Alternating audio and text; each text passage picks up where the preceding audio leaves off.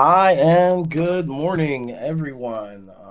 My name is Reverend or Reverend Woe or just Lenny Duncan, and I'm really grateful that you came here for this sort of weird presentation compared to everyone else, right? We have these very accomplished thinkers, practitioners, writers, um, mystics, and wonderful people, right? And then, like, there's this kind of unknown with this half-finished book they want to talk about.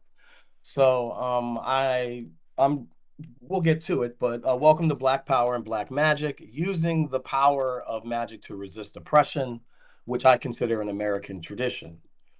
Um, I'll give you the agenda because I know some of us like a clear agenda. So I'm going to have some quick opening remarks, a little bit about who I am. I'm going to read some of chapter one, and then I'm going to try and answer some of your questions. And if I can't answer your question because it's like just really, really intense for me, or like it's going to take up too much time, I'll take your email from the chat, and I will do my best to answer your question in long written form. I am notorious for answering. I may not answer as quickly as you want, but I will answer your questions, and I will make sure that I reach out to you to the best of my ability. I don't know why I'm rambling so much about that. Let us move on. Okay. So what do I mean when I talk about Black Power and Black Magic before I tell you a little bit about who I am? Black Power and Black Magic, or what this book is about myth making, is about the myth making, deity slaying, and world shifting power of history crafting and storytelling, and written by a scholar of religious history who still believes in magic, and that happens to be me. Uh, Black Power and Black Magic is also a practical grimoire or spell book, or perhaps more accurately, a theory and a methodology so you can search the historical record to create your own culturally contextual spell book, right? Like, you don't have to listen to me about what you should be doing, right? You can listen to your ancestors. But how do you do that in a way that makes sense for you? That is culturally correct, right? We don't want to be culture vultures, but we also want to tap into real power here. Black Power and Black Magic, in this thought experiment we're going to embark on together, is an attempt to re-enchant the history or history itself. And this, I believe, is the only way to secure a more equitable, just, abolitionist, and decidedly democratic future for the cause of collective human liberty. And to pull that off, I decided that I would tell the story of the United States from the perspective of the magical practitioner, rooted in what I found to be interesting points of tension in the historical record during my PhD coursework and current research period.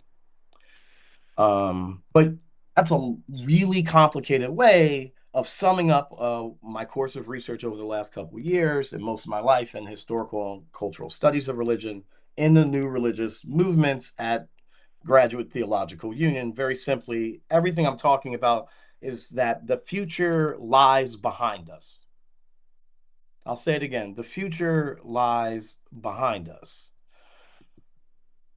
Let me give you a couple quick quotes and I'll tell you a little bit about who I am. And then I would love to read from the book and take your questions. So, two quotes from Sven Lindquist. It's one of my favorite historians and documentarians. Um, Even in the most authentic documentary, there's always a fictional person, the person telling the story.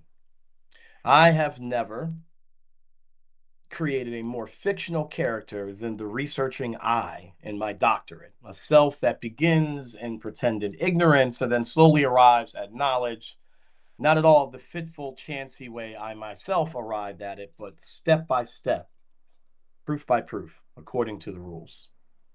I bring up this quote because the I, to pretend that I am some person who is not in history, to pretend that I am not black, to pretend that I am not trans, to pretend that I am not an Oshun priest, to pretend that I wasn't raised in like a hoodoo Yankee family, to pretend that I don't still preach in Christian churches as an ordained pastor, as all part of that mix, to pretend that I haven't been houseless, to pretend that I haven't had encounters with the criminal justice system, to pretend that I haven't stood on the front lines of the movement for Black liberation in this country, and then try to present this book to you as if it is dry historical record.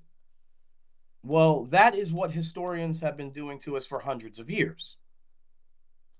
What they've been doing is presenting their particular view, whether they knew it or not, right, as fact. And so I bring up this quote by Sven Lindquist for two reasons. One, we have to fearlessly look at how many times we create this fictional I in our work. And I think even us as mystical, esoteric, magical, and land-based practitioners can, like, take a little reflection from this, right? There is no fictional I. There is no third person separated from the self that is outside of history and outside of its culture and outside of its tradition and outside of its ontology that is trying to learn that is you. That is the human experience. Second thing is, and I love this one, and I think this is so good if you're a new magical practitioner, if you're an old hand at it, if you are like me, a former crash test dummy who just decided to try every tradition and everything, even though they knew where they belonged along the way because they just had to know, right? Because I'm one of those. Uh, I think this is just a great quote. So, you already know enough. So do I. It's not knowledge we lack. What is missing is the courage to understand what we know and to draw conclusions. So I'm going to read a little bit from the new book, and then I'm going to try and open it up to some questions on the side. This is from the introduction, The Future Lies Before Us, from Black Power and Black Magic, which is forthcoming from our friends here at Llewellyn Worldwide next year. So what you have in your hands is the result of decades of persistent curiosity. It is written by someone who has a knack for asking the most unanswerable questions at the absolutely most impolite time. This is a history book that attempts to undo the very concept of history making and crafting and is full of the eerie disquiet that many scholars try to ignore throughout the historical record. This disquiet, this uncontented feeling is hard to describe, but when studying the story of us, what people in the media or the academy, like me, call the subject of historical and cultural studies, one is often left with the idea that something is wrong with history. Even as a temporal and cultural postscript witness, as you grow from student to perhaps a scholar or maybe even a philosopher on the subject, you are left with nothing but stories, framings, ontologies, epistemologies, myths, and legends. You try to pin down sometimes a whole century's worth of a mess that is humanity into a word: history. If you're really paying attention, you realize there's an invisible liturgy to the way you are expected to retell the story, a beat, an accepted societal rhythm that often has more effect on the story of us than the data. These swings in how societies like to hear the story of us retold in this invisible symphony are often political, ahistorical, and perhaps easier for me to see as a Black trans queer scholar. History's always been one of the most important battlegrounds in the fight for human liberty across space and time.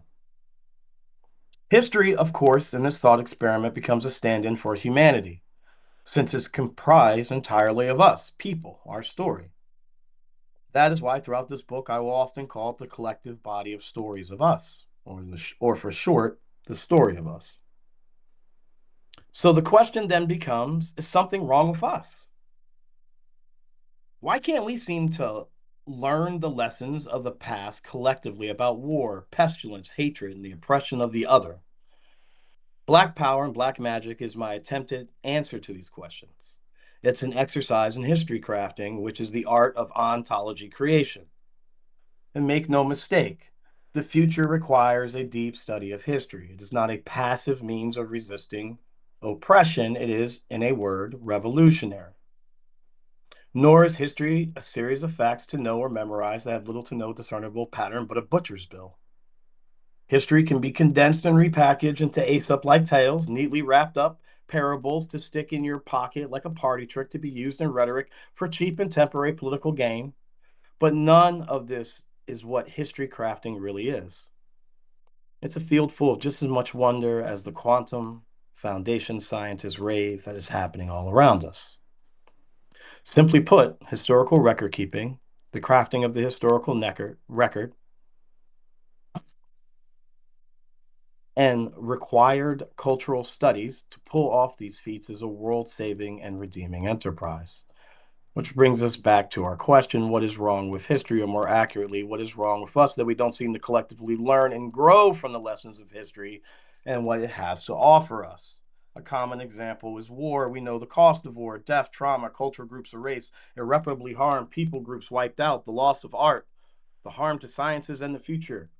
And we abstract this and conceptualize any war. Even now, when you can instantly watch hours of horrific images from around the world, we don't. We watch maps and graphics and B-roll, the death edited out. We know the bloody track record of war across all our countries, yet we persist. Why? We know what is happening. War. The question the answer to this question has always seemed simple to me. It's the how. We retell the collective colossal story of us. It's the way we tell the story of war that makes war possible around the world today. Or for another way of thinking of it, it's the framework in which we tell the stories, myths, and legends and one-sided accounts that we often call history. Eyewitnesses are incredibly unreliable of an event a few days ago. The memory itself is comprised mostly of what we think happened, and in the hands of a historian like me, can often have divergent interpretations. History we are taught is as concrete as chemistry, mathematics, or even quantum foundation work. But all these sciences are malleable, movable, and able to be shaped to consider new or newly available data. But the fields of history and its sibling, anthropology, and the mind of the average citizen are concrete in stone. History, by its very definition, in a word, is over. This paradoxical way of approaching history can stifle new perspectives or new approaches to history and history crafting. In this book, in this thought experiment we're going to embark on together, we are going to re enchant history. This, I believe, is the only way to secure a more equitable, just, abolitionist, and decidedly democratic future for the cause of collective human liberty. Our plan is to rescue from the past. Our plan is to rescue the past from this terrible present day America we've all become entangled in. My home, whatever that word means to you, has been and perhaps shall always be the United States of America. And I am, for better or worse, an American. So I wanted a different framing, a new beat, rhythm, symphony, or liturgy of what we call the history of the United States to take to middle school classrooms across the country.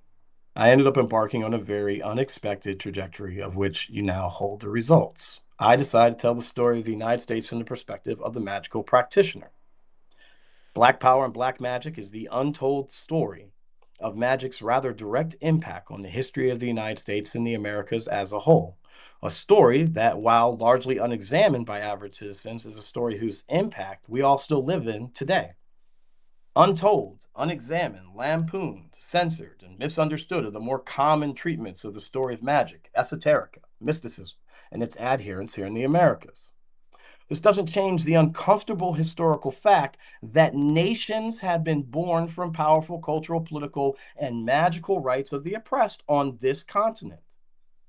Sorcerers, hoodoo doctors, seers, those touched by the spirit, traditional medicine workers of all stripes have used these skills in the cause of abolition, of land back. That people of good conscience have believed that they had powers divine, eldritch, sorcerous, ancestral, and that these same people believe they use these epistemological systems in the cause of human liberation. I offer not a niche story, but a new historical lens and methodology that retells the forgotten, silenced, and often queer story of how people have practiced so called occult, magical, esoteric, mystical, and otherworldly traditions for over 500 years on this continent, crashing into those that have withstood thousands of years here. Indigenous notions of liberty, autonomy of the body, a historical framework in which everyday esoteric rites and practices collided from all over the world became interwoven into the everyday life of us in such a way that we often don't even recognize it. It's everywhere. You probably cast a spell or a charm twice a week without even thinking about it. Admittedly, at first, to the uninitiated, pun intended, it's hard to explain the ubiquitousness of esoterica, spiritualism, hedge witchery, hoodoo, conjure, voodoo, espiritismoso. I can't roll my R's, guys. I'm sorry, I'm black kid from West Philly. Sometimes it's just terrible. But you know what I mean. I'm trying. Sorcery and many other almost intact African cosmologies and the story of this continent. The common analogy of a fish looking for water comes to mind, but somehow that's not enough to explain the strange way the academy, the church, and the state have dominated the historical narrative with a particular lens we all sense is deeply lacking. For even a fish knows when it's gasping for water on the docks. It does feel like America is in the middle of a spiritual gasp, its lungs bursting at the seams full of hot air. Animals sense death stalking them.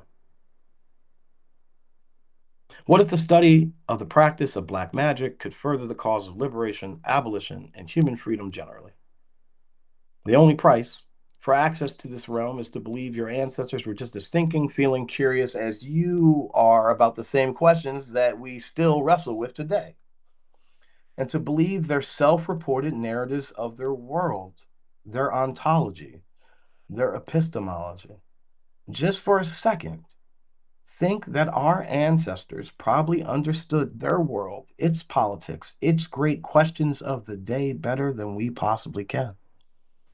For many, in the face of the same systemic, historical, and insurmountable problems we face today, magic was the answer.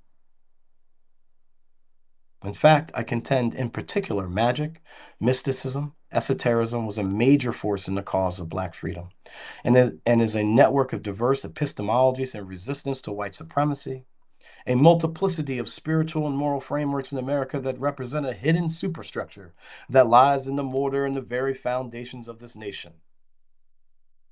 Where the esteemed Dr. Penn hears the bata drum as the identifiable feature across the diasporic culture as a through line or hermeneutic to see social cultural influence, I hear Oriques being chanted and can envision dancing Orisha and Egbe. I believe we are both saying the same thing in the final analysis. The Black church represents the most explored historical fruit of Black religious experience in the Americas, but is still only one part of a much larger spiritual liberation narrative. Abolition, democracy, freedom, human liberty, the right of self-organizations, these will be our focus. But many of these causes are bolstered by these brave practitioners of hidden arts I wish to introduce you to. Cosmologies crafted with scraps and refuse left behind in a socially engineered colonial machine meant to rend them alive. Black magical practices are forged in this unique spiritual circumstances and pressures that in turn give them not only utility for us today, resisting the heritage of colonialism, but also recast the American story in a new, beautiful light. There's a stolen people on stolen land, a land already chock full of older rites and cosmological stories from the dawn of time. These stolen people and practitioners had to learn to live alongside or tap into the power of land based practices in a place where the stars didn't even align from what they knew back home. Engineered with the wisdom of homelands never forgotten but never seen again. Ancient poems, songs, and dances that learn to be part of telling the truths of this new land. Indigenous peoples and stories are still being told today by the original peoples of this land on this land today. Just like West African proverbs called Ese Ifa verse are told to this day from the kingdom of Oyo, in the Obas Ile to this day, to Osun territory where my ancestors were taken from, to the Caribbean, to Seattle, to Peru. Just like the stories of Hermes Trismegistus migrated from Nubia to Egypt to Syria, then to Europe, finally coming to the Americas. And what are we to make of this?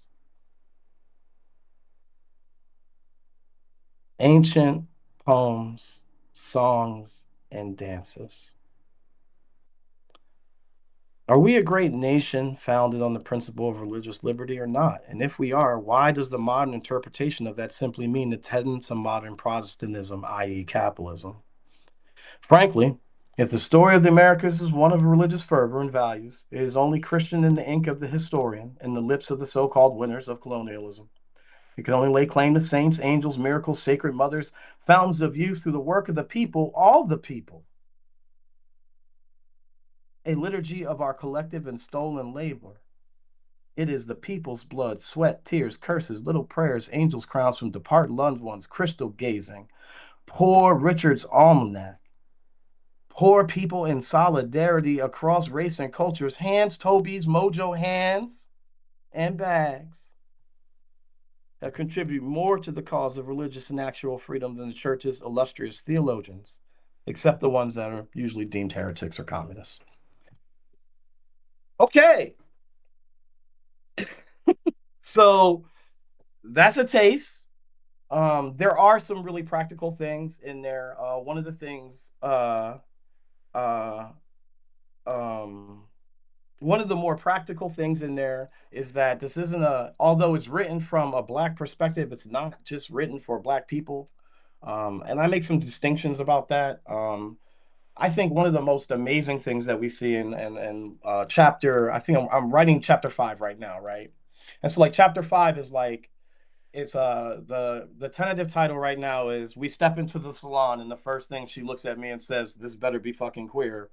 So like I think part of that is that we lose that what the salon scene. Like right now, we're at Llewellyn Worldwide, one of the places that was founded by folks who attended that early salon scene that Pasho Beverly Randolph was a part of, who was a Black, sex magic practitioner who was a secret agent for Lincoln, but you don't hear about them, right?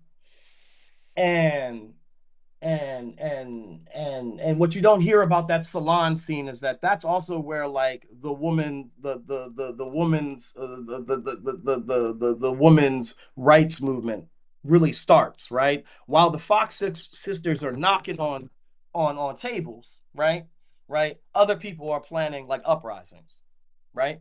The cause for the abolition of slavery is also incredibly fueled by this salon scene. So as we sit in the salon, the annual salon that Llewellyn kind of has, that's along those lines, it's the same thing we're doing now. It's a group of practitioners gathered, and everyone's kind of showing their cards, like, "Hey, this is what I got," and we're all trying to see what we can do to move this planet forward, right? And certainly these more utopian, universal kind of visions come out with various degrees of success. Everything from the restart of the Rosicrucian order to the launch of what becomes the Golden Order to OTO. To many other traditions, all come from these times and from these sort of exchanges, right? So I write about that, and I give you a way to have salons in your neighborhood, and I give you a design for a tablecloth so you can paint it and you can carry this tablecloth from house to house and lay it out, and it's sort of this neutral tabla blanca, so everyone can bring their traditions but not leave too much energy with people you've only kind of just met, and also like not be afraid to leave something behind in this sort of group way. uh more on the practical side is the first couple chapters are a lot of theory, but I think theory is really important. um because it doesn't matter what spells, doesn't matter what ceremonies, it doesn't matter what Enrique's, it doesn't matter what Igbo, right? It doesn't matter what I give you, right? It's so much better to build your own. So I give you a lot of first source and second source material that you can readily find yourself at any library, and you don't have to take my word for it. You know, you don't have to take the word of some folks. You can figure out where to find this stuff, where they found some of these original oil recipes, where they found some of these original bag recipes, where they found some of these original items and ideas, and check the first source material for yourself. Um, and yeah. So I know there's only so much time. I want to take some questions. Is it okay if we do 5 minutes of questions? I ran a little bit over. Are there any questions? Okay, awesome. So look, we got the thumbs up for 5 more minutes of questions. So if you guys have any questions in the chat, I am going to do that and then nervously vape and pretend that didn't happen. You guys want to do that? It'll be awkward. Let's do it. Ready? Okay.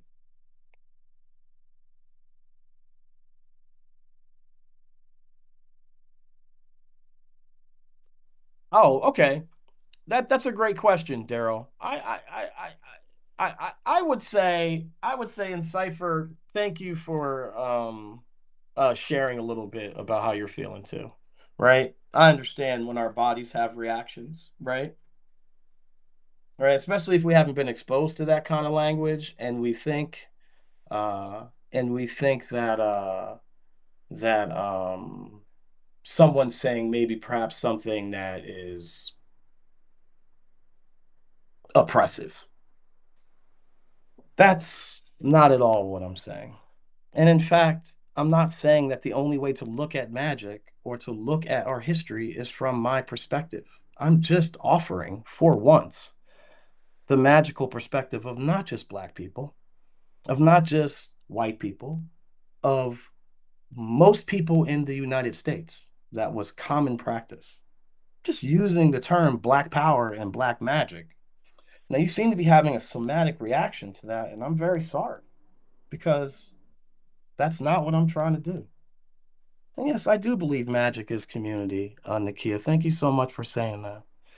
Um, and that's what I'm talking about. I'm talking about points where people were getting hurt, getting crushed, slaves, poor white people being oppressed by landowners, uh, coalitions of different people who were being harmed and felt the thing they could turn to was magic.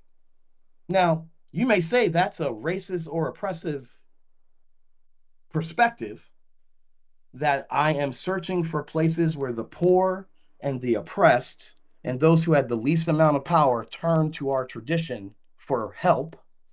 You may think that that's wrong, but that's not my intent.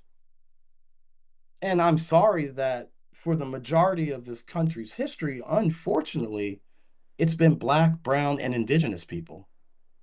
Tons of white people were oppressed too. It happened. Poor people in general get crushed under kingdoms, colonies, and countries. And I'm really grateful that you had this reaction in front of this magical community. Because that's why this book is important. I really struggled if I wanted to write this book, even putting the slash in between the C and the K, because I know how that'll set some people off, right? But I don't want anyone to think I'm some OTO ceremonial guy, so I'm making a distinction. Um, and Yeah, absolutely. So magic is so often used by those who are oppressed or by those why it has such a powerful purpose, I think is really I think one of the main things that we tend to see, and I don't know if you ever read Harry Hyatt a book. It's interviews with I think he calls it interviews with 1,001 hoodoos. It's white, black, brown, it's all kinds of people, right? But he basically interviews like I think it's 1,001 conjure and hoodoo practitioners from 1901 to about the mid 50s, and he starts on crystal tubes, right? Edison's crystal tubes. He eventually ends up on reel to reel. The guy. He was a Episcopalian priest who worked at a black church and started to see things that he couldn't explain and wanted to ask people what was going on. And he becomes this very trusted figure throughout the entire South during Jim Crow. Um, this little Episcopalian priest. And so he writes these he takes all the everything that he records and he just puts it word for word in these 7 volumes that, I'll often reference in the book. And one of the first spells he tells someone about, it's a really funny spell. Uh one of the first practitioners he records doing defensive magic is this guy who's this poor guy who's living in Jim Crow South. And the sheriff comes and goes in the back and takes his booze out the still and busts him for having the booze and then drinks it with his buddies. And it just keeps happening to him. And he's really upset about it. And so he eventually puts together a mojo hand and he shares a little bit of the recipe, right? So he gives the spell, he talks a little bit about the theory about it. He shares some of the prayers he did, what saints he did, where he took it, but then he says what's in it. And when you look at the ingredients, it's the basics for like making your own tear gas. And so then he tells the story. And he says, "Oh yeah, when the sheriff come here and he start looking for my still, what I do is I throw it under there and his eyes start watering and he starts crossing himself and the hand rushes him out. But when you look at the basic materials, this guy's basically making tear gas bombs for people as mojo hands with prayers. How is that useful for us today? I mean, turn on the news. I don't know. But I know that when empires tend to push really hard, we tend to turn towards the old ways. And so, what this has utility for is the fact that one of the things that I noticed when I was out there and I did a lot of protest work and I was a chaplain in Portland from 2020 to 2023, and you can ask me about that some other time. But Christianity has failed us in such spectacular ways, and the church has failed us in such spectacular ways. And I knew that as a Lutheran priest at the time, I could see it. And I had these other practices that I was doing that I just wasn't sharing with people. And I didn't know how to teach them to look for it in their own history and in their own historical record, how to search their ancestors, white, black, whoever, right? And find out what they did. And that's sort of where this book comes from. It comes from how do we find ways to tap into the divine in times of incredible distress and trauma, energetic trauma. So what does it mean? So I think that's just part of it. But yeah, I don't want to take up too much. Everyone's got lots of places to go. There's lots of way cooler authors than me here today. I am quite sure. Um, but thank you so much for your time. And Ray, yeah, absolutely. The collective, we are one, man. Or fam, or sis, or them.